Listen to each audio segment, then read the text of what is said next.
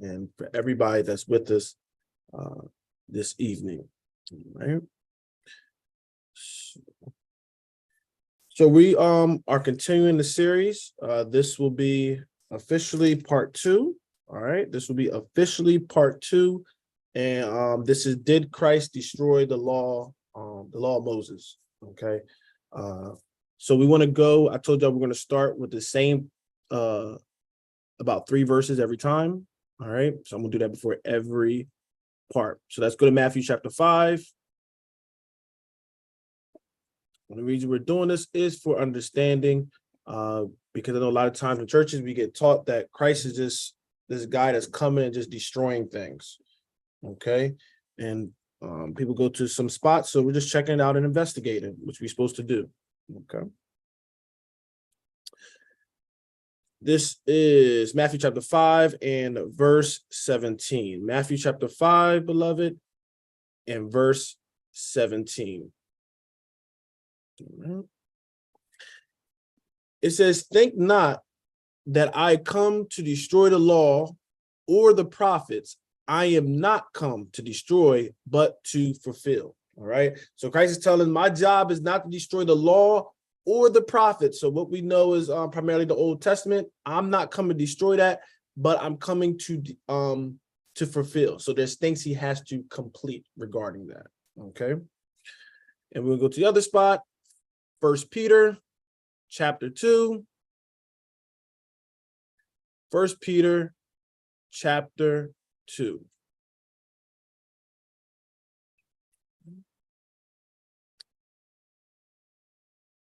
First Peter chapter 2, and we are going to verse 21. 1 Peter chapter 2, and we're going to go to verse 21.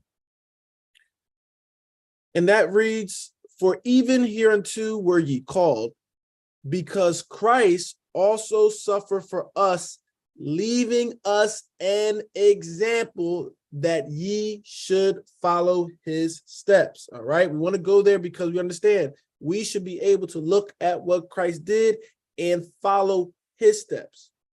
We're not commanded to follow other people's steps, we're commanded to follow his steps. Okay, and then verse 22, very important. "Who did no sin, neither was guile found in his mouth." So if you understand what sin is, the transgression of the law, go to 1 John chapter 3, verse 4, right? So he's saying that Christ did not transgress the law. He did not transgress the law. So if we are under some kind of reading and it looks like, all right, he's breaking the law here, we already got a record after he did his whole life that he did not sin. Okay, so we have to keep these kind of things in our thoughts when we're reading. Okay, now we can go to the second part. All right, so last week was the woman caught in adultery. All right, that was part 1. You can visit the YouTube to see that one. Okay, and we broke that down, how he was actually magnifying the law. All right, he was actually doing good and promoting the law. He was not destroying it there. All right, we're going to go to Matthew chapter 8. This one is kind of straightforward. It's kind of, I won't say simple, but the answer is literally in the reading. I don't know why they go to use this one, but nonetheless, we're going to go and investigate it. Okay, so this is yes, Matthew chapter 8. Matthew chapter 8, and we're going to start from verse 1, and I'm going to just read it through.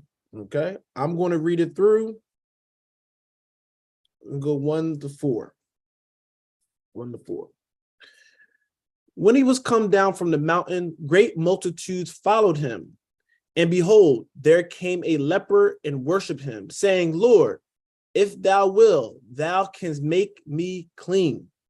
And Jesus put forth his hand and touched him, saying, I will, be thou clean. And immediately his leprosy was cleansed." Right? And this is really the answer right here. "And Jesus said unto him, See thou tell no man, but go thy way, show thyself to the priest, and offer the gift that Moses commanded for a testimony unto them." Okay? So once again, people will go here and saying, he touched a leopard. That's a sin, that's breaking the law, touching leper and all that stuff. First of all, anytime somebody tell you something like that, you need to go and tell them to find it for you, okay? But the big point that we know he's still uplifting the law of Moses was what? He literally says, see thou tell no man, go thy way, show thyself to the priest. Some people don't know why he's saying that, and offer the gift that Moses commanded. He literally telling you to give that thing that Moses commanded regarding this. All right, let's go to another account. I'm gonna go to the 3 accounts regarding this matter to see the writer is still putting in every one, because sometimes the writer won't have one in one account, something in another account. So we're going to look at all 3. Go to Mark chapter 1. Mark chapter 1. And we're going to go down to verse 40. Mark chapter 1.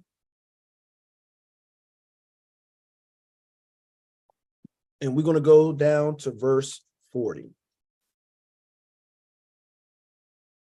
Right? It reads, and there came a leper to him, beseeching him, and kneeling down to him, and saying unto him, if thou will, thou canst make me clean. And Jesus, moved with compassion, put forth his hand and touched him, and saith unto him, I will, be thou clean. And as soon as he had spoken, immediately the leprosy departed from him, he was cleansed. And he straitly charged him, and forthwith sent him away. Verse 44, and saith unto him, see thou say nothing to any man, but go thy way, listen, show thyself to the priest, and offer for thy cleansing those things which Moses commanded for a testimony unto them. So in this one, we see a little more detail, right? Because the first one just saying, go to Moses, was commanded by Moses, but he's actually getting a little more specific, saying what? There's an offering specifically for what? Cleansing of leprosy, okay? If you were touched by leprosy, that's a certain thing, but these talking about when you get cleansed, and we're going to go to it. All right. So he's cleaning the leprosy, and he's commanded them to go to the priest because he's upholding the law. Okay. Because he could have he cleaned them, oh, you go back. But no, he's actually showing you, even though I cleaned you, you still need to do what the law told you to do. Okay. But it says it right in the text.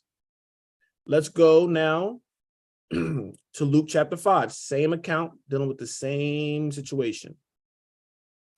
Luke chapter 5, right? Luke chapter 5, we're going to go down a little bit. We're going to go down a little bit. And we're going to go to verse 12. Luke chapter 5, and we're going to go to verse 12. And it came to pass, when he was in a certain city, behold, a man full of leprosy, who seeing Jesus fell on his face and besought him, saying, Lord, if thou will, thou can make me clean. And he put forth his hand and touched him, saying, I will, be thou clean. And immediately the leprosy departed from him. And he charged him to tell no man, but go and show thyself to the priest, and offer for thy cleansing according as Moses commanded, for a testimony unto them. Okay. I'll read the next two just for it. But so much the more went there a fame abroad of him, and great multitudes came together to hear and to be healed by him of their infirmities. And he withdrew himself into the wilderness and prayed. All right. So he's doing this, and it's actually twofold. He's sending them to be cleansed according to the law, but also as a testimony to them, not just about him, but also what? He's upholding the law. So when they come in line, remember when they had to get false witnesses, right? Saying, oh, he's breaking the law, he's commanding people. And they can say what? No, I cleaned somebody from leprosy and I sent them right to you. Because you clean somebody from something that makes them unclean. This is a big deal. That's why we have to understand the culture. They couldn't come in a certain area, you being unclean like that. So surely if you clean somebody from it, they'll give you, a lot of them give you money and stuff. But he ain't taking none of that. He said, nope, go to where the law told you where my father told you to do when you get cleansed from this. Okay. So that is the 3 accounts with Christ healing the leper. All right. Now let's go to the Old Testament. All right. Let's look at a few things there. And I don't even know too much to even bring out with this one, because I don't know what they try to grab from that. I guess just because he, some people believe because he touched them, he's now unclean, and that makes him in sin. That's not what the law is saying. All right. Now, if Christ had leprosy and he was going in a certain area within the camp, now that will put him in something else. But what he's doing, that was not a sin. They would have clearly grabbed him and got him for that. They never charged him for that because there's no sin on that. Okay. So this is Leviticus chapter 14. All right. Leviticus chapter 14. And we starting from verse 1. And I'm just going to read the verse 4, but you can, on your own time, y'all can read it through because it's a lot of stipulations depending on what kind of leprosy you got, what you're supposed to do. Okay. But I'm just going to go and read about 4 verses.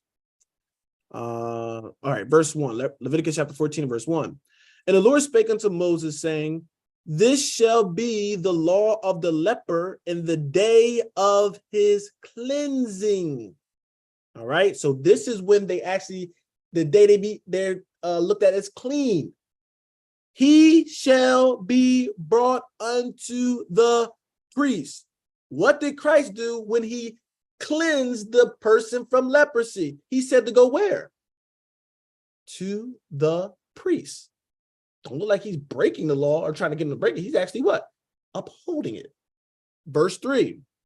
And the priest shall go forth out of the camp, and the priest shall look, and behold, if the plague of leprosy be healed in the leper.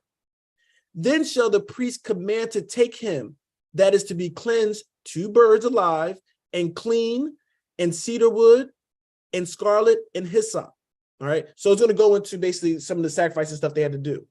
But the key part, beloved, that I want us to all catch is that what? He sent them to the priest because the priests were the only ones ordained at that time to be able to sign off if the person is actually clean from leprosy. Very important. Even though we know through reading that Christ is a true high priest and a true king and everything, he's not functioning in that capacity at that time. He's going and saying, listen, the law said you got to go to the priest. People say, oh, well, Christ is the priest. He's not that kind of priest according to law. That's a Levitical priesthood. He's not from Levi. He's from Judah. Okay?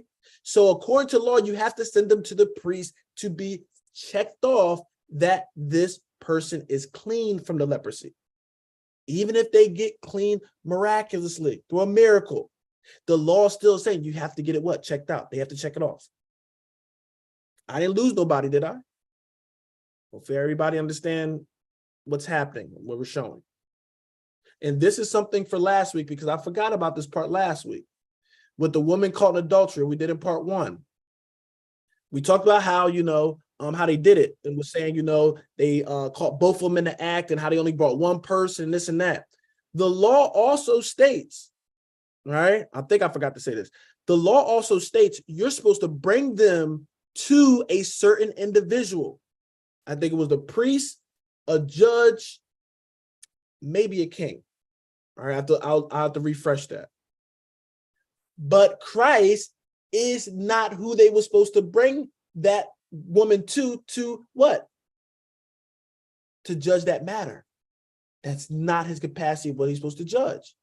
Another reason why they were tempting him. That's why we said, without sin, cast the first stone. They already knew they shouldn't have been doing that. They shouldn't even brought it to him to do that. But if he would have cast a judgment on that situation, he would have been wrong and going contrary to the law.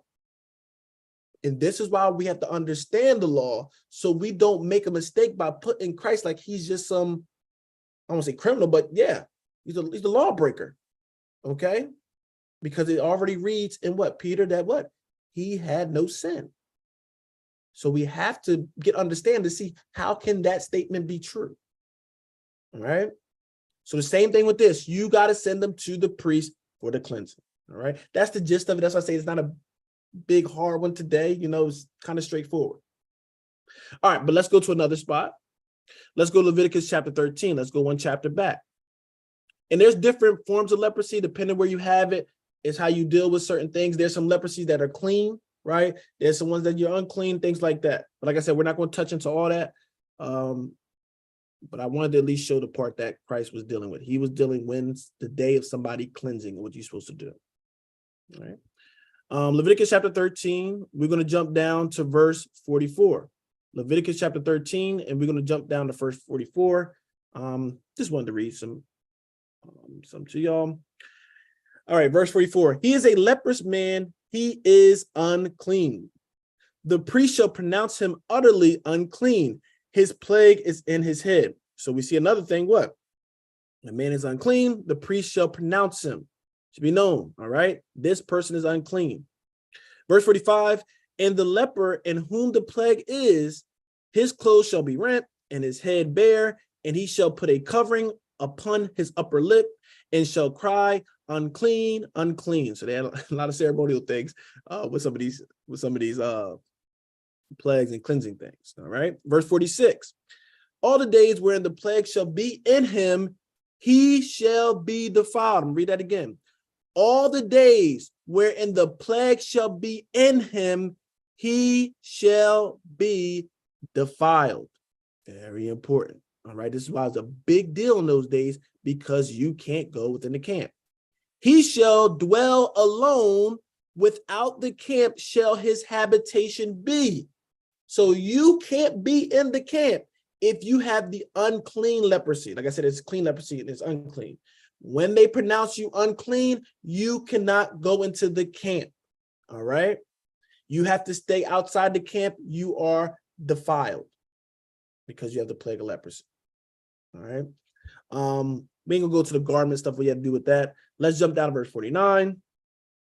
And if the plague be greenish or reddish in the garment or in the skin, either in the warp or in the woof or in anything of skin, it is a plague of leprosy and shall be showed unto the priest. Not to some miracle worker, not to, I'm just trying to show you what the law say. You got to show this thing to the priest. They the ones that sign off being clean. Even though you could be clean from a miracle, beloved, I'm keep making a point. According to the law, you still had to get it signed. According to God, you still had to have a signed off thing from the priest. All right. It's just like the doctor. You have to go to that professional and they have to go and say, okay, you're good with that bill of health. You get that doctor note to go back. All right. If they didn't, be some problems. Okay. So this was kind of keeping plagues. It's almost like quarantine. How we look at quarantine, they do the same thing. All right. And the priest will go out. They have, let's say priests have many functions. All right. This was one of the functions that the priest would go to see if somebody is still unclean or when they become clean and basically say, okay, you're clean. Now you go do this, you know, the sacrifice and everything that you need to do. All right. Let's go to now Numbers chapter 5. Numbers chapter 5.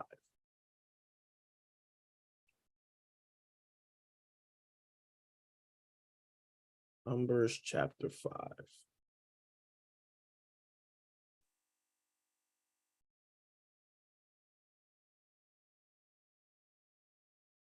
right. Numbers chapter 5, and we're going to start at verse 1. Numbers chapter 5, and we are going to start at verse 1. And the Lord spake unto Moses, saying, command the children of Israel that they put out of the camp every leper and every one that have an issue, and whosoever is defiled by the dead. Okay, so when you're going with the camp, there's a certain spot where people that were unclean, according to the law, they could not go within a certain bound. Even though they're part of Israel, there's a part outside the camp. All right. There's a camp and then there's outside the camp.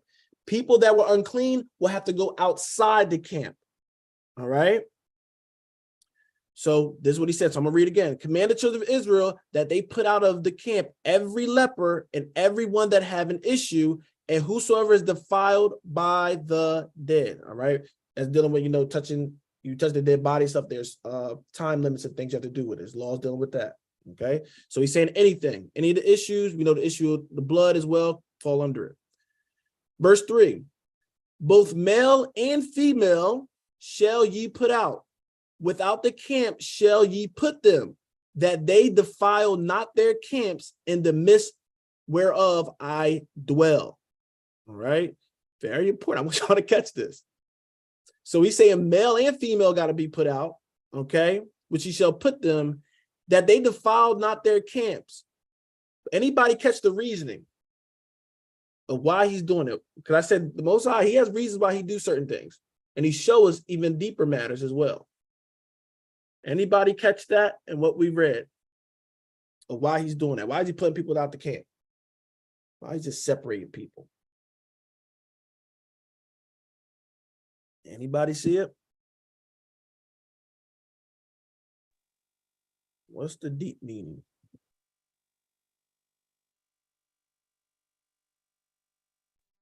It's in verse 3.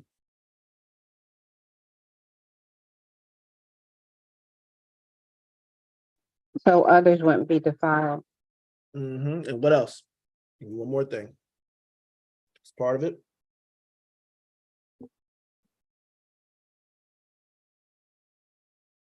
So then got us the first part. So others don't get defiled, and what else?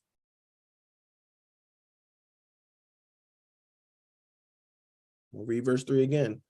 Both male and female shall ye put out. Without the camp shall ye put them, that they defile not their camps in the midst whereof I dwell.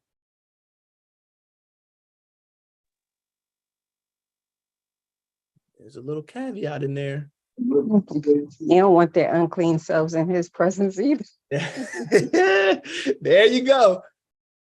He was like, oh, God just loves everything. He just accepts anything. Like, absolutely not. So he always made a difference between what? The clean and the unclean. Everything he's doing, he's making separate. He's doing certain things to show us. All right. So I'm not saying somebody's in sin because you're not putting that. You have to make sure you get that correct. That'd be messing up the law. Now, if one of those people that had leprosy or touched a dead body, if they came in the camp, now they'll be in sin because they're transgressing the law. But just because they have it, don't automatically put them in sin. All right. We'll do some of the cleansing things another time as well. All right. So perfect. They defile not their camp, so they don't defile other people. And then he's saying, I dwell here too. So you can't have that where I'm dwelling. This is why with certain priests, they can't just be going, they ain't supposed to be going in the midst of the temple, but also in the camp, because he's supposed to be dwelling. He's showing I dwell just not in the temple. I'm dwelling in the camp. All right. So that's another caveat. All right. If you never caught it, there you go. All right. So this is very, very important. And this is why the Most High, we even look in the scriptures, this is why he be telling us to separate from certain people. Some people are spiritually unclean. They spiritually got plagues. And that thing, if it gets in and you let it dwell, it will start what? Running rampant in the camp. So we already see, he already was showing us these kind of things. It could be your father with the leprosy. It could be your brother, sister. It could be anybody, So in the spiritual sense, this is why you have separation, because the camp got to be clean. All right. Where he dwelling got to be clean. And it's supposed to be a sign for us that know and do these things. It's supposed to be a sign to us. We go in these places, these churches, they just allowing everything in there. Those would be a separation. All right. Because he's supposed to be what? Dwelling there. Definitely you're calling it the house of God, right? All right. So this is another thing. All right. Let's go to verse 4. And the children of Israel did so and put them out without the camp, as the Lord spake unto Moses, so did the children of Israel. So this is not Moses' idea and, oh, he got this and he learned this from me. I do nothing with Moses. Most High is giving this commandment. Okay. All right. So let's keep going. I'm going to show another example. Let's go to, this was Numbers. Let's go to Second Chronicles. All right. Let's go to Second Chronicles.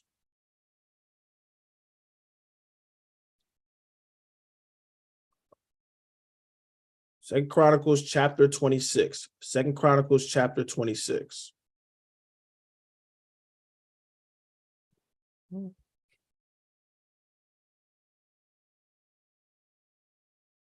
Second Chronicles chapter 26. And we're going to go to verse 16. Okay.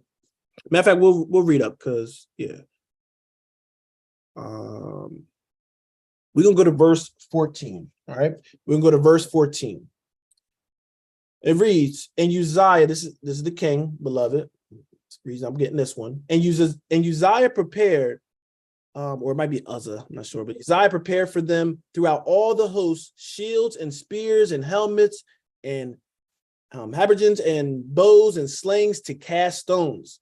He made in Jerusalem engines invented by cunning men to be on the towers and upon the bulwarks to shoot arrows and great stones withal.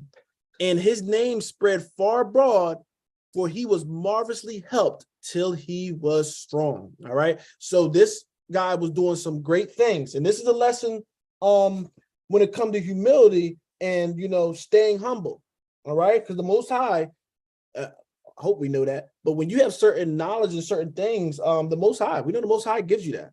Okay. So the Most High, was on this brother, and he was getting knowledge to do a lot of great things, making inventions in Israel. And he got a little name. Okay. He got a name for himself. Now we're going to go verse 16. All right. So the end of 15 said, till he was strong. So he was getting this stuff and now he became strong. What happened? Verse 16. But when he was strong, his heart was lifted up to his destruction. All right. Pride come before what? Great fall. All right. So he was strong and his heart was lifted up to destruction, for he transgressed against the Lord his God and went into the temple of the Lord to burn incense upon the altar of incense. All right. I'm going to throw the question out. What was wrong with him doing that? Because this ain't no wicked dude. Why is he wrong for going into the temple and burning incense? Not a priest. He's not a priest. Some people don't get these laws things. Righteousness is contingent upon if you're doing what's right. The law saying priests do that. But you know what happened? We get sometimes a little uplifted, with certain things. And we say, well, we righteous, so we can just go and do it. But if the Most High didn't assign you to do that job, you can't do it. And when you try to do it, you're in violation. All right. So he got uplifted and saying, I'm going to go in this tent and, I'm going to burn incense. I can do it what they doing. I'm righteous. Not a priest. Verse 17. And Azariah, the priest, went in after him, and with him 80 priests of the Lord that were valiant men. So he went in there with 80 priests. All right. And they withstood Uzzah the king. So this is a king, but this is why I want you to realize this is a king doing this. All right. Regular person, they coming to the king and said unto him, it appertaineth not unto thee, Uzzah, to burn incense unto the Lord, but to the priests, the sons of Aaron, that are consecrated to burn incense. Go out of the sanctuary, for thou hast trespassed, neither shall it be for thine honor from the Lord God. So this is very serious business, beloved. He's saying, what you doing? These matters don't pertain to you. And he's saying this stuff belongs to the priests. The sons of Aaron was what? Given this authority. That are consecrated. God made them that they are able to do this because of the spiritual matter. And to go in the sanctuary. But he said, you trespass. You went against God in doing this because you know the law said you can't do this. And this is the same kind of spirit that dwells in the world today. People want to do certain things that the Most High didn't call you to do, and you make a mess. Making a mess. Okay? So we have to be obedient to what the Most High say, beloved. All right? And he wouldn't even thought it, right? But his heart got lifted up. See, when you humble, you won't even think about stuff like this sometimes, right? But sometimes when our heart get lifted up, you start to what? You start to feel your stuff. You start thinking you more than what you are. And this is what can cause a lot of trouble, beloved. So let's always be minded of this, all right? Because this could be either any of us, all right? This is why we have to stay before Most High. Verse 19. Then Uzzah was wroth. Now he's mad. He over here checking me, I'm the king. And he had a censer in his hand to burn incense. And while he was wroth with the priests, the leprosy even rose up in his forehead before the priest in the house of the Lord, from beside the incense altar. All right. So he got mad. First of all, you shouldn't even, we already talked about the lesson on anger and everything, but he's getting mad about what? The priest was trying to, if anything, give him mercy. Listen, you don't need to be doing this. You know you ain't supposed to be doing this. And beloved, it don't even matter if the priest, because some people say, well, what about the priest being wicked? It doesn't matter if they were wicked doing it. God's going to get them. But you thinking you're going to go and break the law to uphold the law, that is ridiculous. And that's what the Most High is showing you. I don't care. You are not still going to break my law because you think you're doing righteous. Well, I think I do better than him, so I'm going to do. You got to make sure you called to do those kind of things. All right. So he's mad and everything. And it says what? While he was wroth with the priest, while he in the midst of being angry, the leprosy even rose up in his forehead before the priest. Okay. So we got an example, Mary having, Miriam having leprosy, with certain things where she stepped out of what? Stepped out of line. She got hit with leprosy. We got this king stepping out of line, get hit with leprosy. So sometimes the leprosy, can happen, but sometimes it's what? It's for a sign as well. Now, I don't want you around me right now because that king was in the wrong spirit at that time. I'm not saying he was wicked his whole life. I'm just saying right here, it's in the wrong spirit. Most High hit him. Because this will set precedent for people to start thinking, I'm doing right. I can do what the priests do. See, that spirit would have started getting contagious. So I'm going to take you, that spirit going to go right outside the camp. I'm going to get his leprosy. So you got to go what? Right outside the camp. All right. And he said in verse 20, Isaiah, the chief priest. All right. So we got that. He's the chief priest to talk to him. And all the priests looked upon him, and behold, he was leprous in his forehead. And they thrust him out from thence, yea, himself hasted also to go out, because the Lord had smitten him. All right. We'll keep going. And Uzziah the king was a leper unto the day of his death, and dwelt in a several house, being a leper, for he was cut off from the house of the Lord. And Jotham, his son, was over the king's house, judging the people of the land. So even the king wasn't excused for having leprosy and think he could just say, well, I'm the king, so it ain't gonna be run without me. I'm gonna stay here in the president. You got to get out. Okay. So we'll leave it there with that one. Okay. So now we see Christ healed the leper. All right. We see that he did exactly how the law is. And then we're seeing how strict this law is, because even a king was checked with this when he stepped out of his order, what he's supposed to be doing. All right. You a king, the Most High allowed you to be king. Stay in that lane. Don't be trying to be over here with the thing I didn't consecrate you for or ordain you for. Okay. All right. I'm gonna take you one more spot, beloved, and then that'll be it. I'll open it up if anybody had any questions or anything they wanted to bring out. Like I said, go through. If you want certain details, you have to go and read the whole law. Not the whole law. Like when we go to Leviticus, if you read those chapters in, you can see some of the stipulation. Depending where the leprosy is, how it looks, and all that will depend if it's clean, unclean, the length, and all that. All right. So Luke chapter 17. Show you one more spot. Luke chapter 17.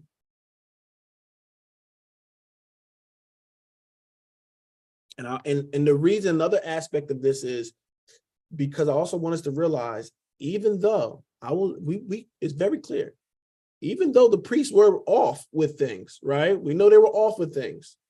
The Most High didn't withdraw that law he had for them.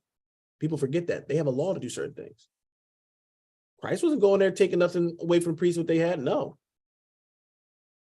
Oh, give me their gift because I'm doing. No, he didn't do that. He said, you got to go and observe and do that. All right. So Luke chapter 17, and we're going to go to verse 12. Luke 17 and verse 12. And as he entered into the certain village, there met him 10 men that were lepers, which stood afar off. So, all right, now we got 10. The other ones we dealt with was the one account. This is dealing with 10 of them. Verse 13, and they lifted up their voices and said, Jesus, Master, have mercy on us. And when he saw them, he said unto them, go show yourselves unto the priests. And it came to pass that as they went, they were cleansed. Once again, what does he tell them to do? Go to the priest. Okay, I'm just showing you, the writer's putting this in there so we understand. Yes, Christ is the righteous one. He's the one without sin and everything. But if he wouldn't have told him to do these things, he would be in violation. All right? He didn't come to start violating that. So he's saying, go show yourself to the priest. Verse 15, and one of them, when he saw that he was healed, turned back and with a loud voice glorified God and fell down on his face at his feet, giving him thanks. And he was a Samaritan. Verse 17, and Jesus answering said, were there not 10 cleansed?